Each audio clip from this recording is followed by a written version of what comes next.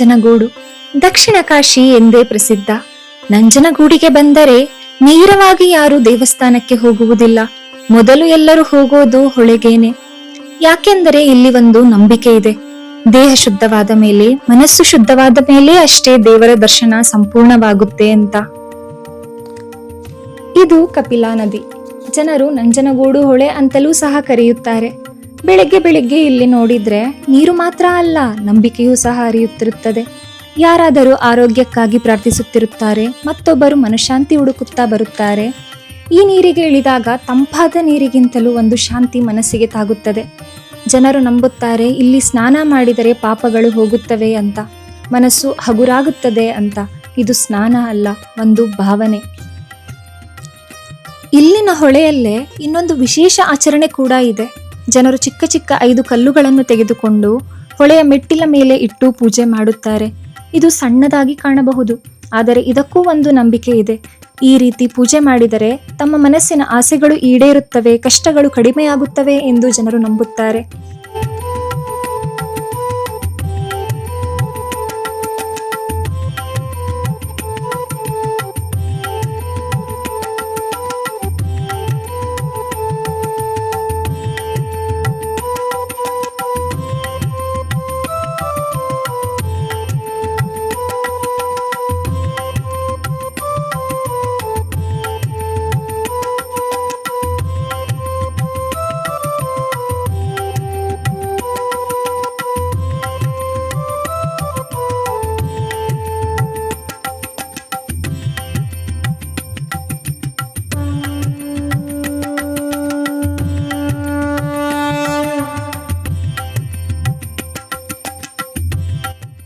ಪೂಜೆ ಮುಗಿದ ಮೇಲೆ ಭಕ್ತಿಯಿಂದ ಬೇಡಿಕೊಂಡು ಎಲೆಯ ಮೇಲೆ ಕರ್ಪೂರವನ್ನು ಹಚ್ಚಿ ನೀರಿನಲ್ಲಿ ಹರಿಯಬಿಡುತ್ತಾರೆ.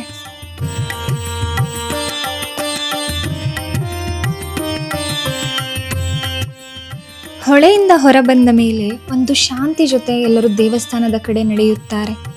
ಒದ್ದೆಯಾದ ಕಾಲುಗಳು, ಕೈಯಲ್ಲಿ ಹೂವು, ಮನಸ್ಸಿನಲ್ಲಿ ನಂಬಿಕೆ. ಮುಂದೆ ಕಾಣಿಸುವುದೇ ಭಾರೀ ಗೋಪುರ. ಅದೇ ನಂಜುಂಡೇಶ್ವರ ದೇವಸ್ಥಾನ. ಭಗವಾನ್ ಶಿವನನ್ನು ಇಲ್ಲಿ ನಂಜುಂಡೇಶ್ವರ ಎಂದು ಪೂಜಿಸುತ್ತಾರೆ. ಲೋಕವನ್ನು ಕಾಪಾಡಲು ವಿಷವನ್ನು ಕುಡಿದ ದೇವರು. ಜನರಿಗೋಸ್ಕರ ನಂಜನ್ನು ಉಂಡವ ನಂಜುಂಡೇಶ್ವರ.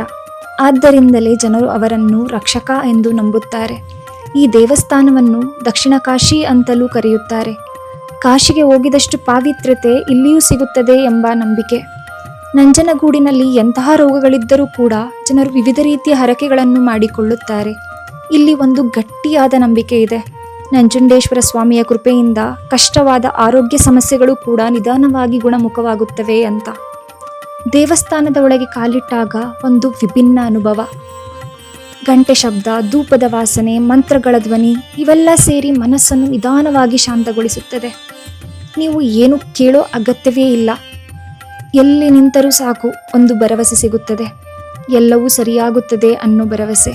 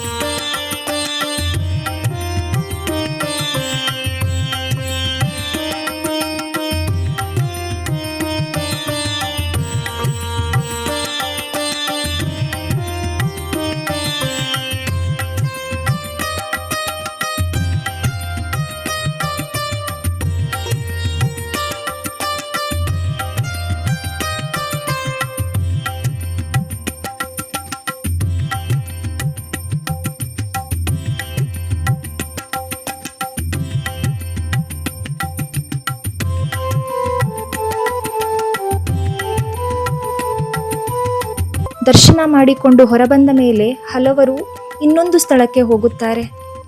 ಅದೇ ಪರಶುರಾಮ ದೇವಸ್ಥಾನ. ಪುರಾಣಗಳ ಪ್ರಕಾರ ಪರಶುರಾಮರು ತಮ್ಮ ಪಾಪ ನಿವಾರಣೆಗಾಗಿ ಈ ಸ್ಥಳದಲ್ಲಿ ತಪಸ್ಸು ಮಾಡಿದ್ರು ಅಂತ ಹೇಳುತ್ತಾರೆ. ಆದ್ದರಿಂದಲೇ ಇಲ್ಲಿ ಒಂದು ಪ್ರಾರ್ಥನೆ ಮಾಡಿದರೆ ಜೀವನದ ಕಷ್ಟಗಳು ಕಡಿಮೆಯಾಗುತ್ತವೆ ಎಂಬ ನಂಬಿಕೆ.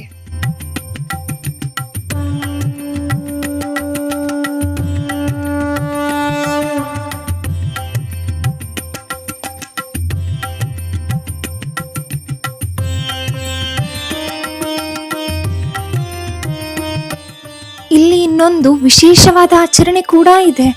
ಜನರು ಉಪ್ಪು ಬೆಲ್ಲ ತೆಗೆದುಕೊಂಡು ಬರುತ್ತಾರೆ. ಆ ಉಪ್ಪು ಬೆಲ್ಲದಿಂದ ದೃಷ್ಟಿ ತೆಗೆಸಿಕೊಳ್ಳುತ್ತಾರೆ. ಅಂದ್ರೆ ಜೀವನದಲ್ಲಿ ಇರುವ ಕಷ್ಟಗಳು, ಕೆಟ್ಟ ಶಕ್ತಿ ಎಲ್ಲವೂ ಇದರಲ್ಲಿ ಸೇರಲಿ ಎಂಬ ನಂಬಿಕೆ. ಆಮೇಲೆ ಅದನ್ನು ತೆಗೆದುಕೊಂಡು ಮತ್ತೆ ಹೊಳೆಗೆ ಬಿಡುತ್ತಾರೆ. ಇದು ಸಣ್ಣ ಆಚರಣೆ ಅನಿಸಬಹುದು, ಆದರೆ ಅದರ ಹಿಂದಿರುವ ನಂಬಿಕೆ ತುಂಬಾ ದೊಡ್ಡದು. ಜನರು ನಂಬುತ್ತಾರೆ, ಈ ರೀತಿ ಮಾಡಿದ್ರೆ ನಮ್ಮ ಸಮಸ್ಯೆಗಳು ದೂರವಾಗುತ್ತವೆ, ಮನಸ್ಸು ಹಗುರವಾಗುತ್ತದೆ ಎಂದು. ನಂಜನಗೂಡು ಅಂದ್ರೆ ಒಂದು ದೇವಸ್ಥಾನ ಮಾತ್ರ ಅಲ್ಲ, ಒಂದು ಪ್ರಯಾಣ. ಹೊಳೆಯಿಂದ ಶುರುವಾಗಿ ದರ್ಶನದ ಮೂಲಕ ಸಾಗುವ ಮನಸ್ಸಿನ ಶುದ್ಧೀಕರಣದ ಪ್ರಯಾಣ. ನೀವು ಪ್ರಶ್ನೆಗಳ ಜೊತೆ ಬರಬಹುದು, ಆದರೆ ಶಾಂತಿಯೊಂದಿಗೆ ಹೋಗುತ್ತೀರಿ. ಅದೇ ನಮ್ಮ ನಂಜನಗೂಡು.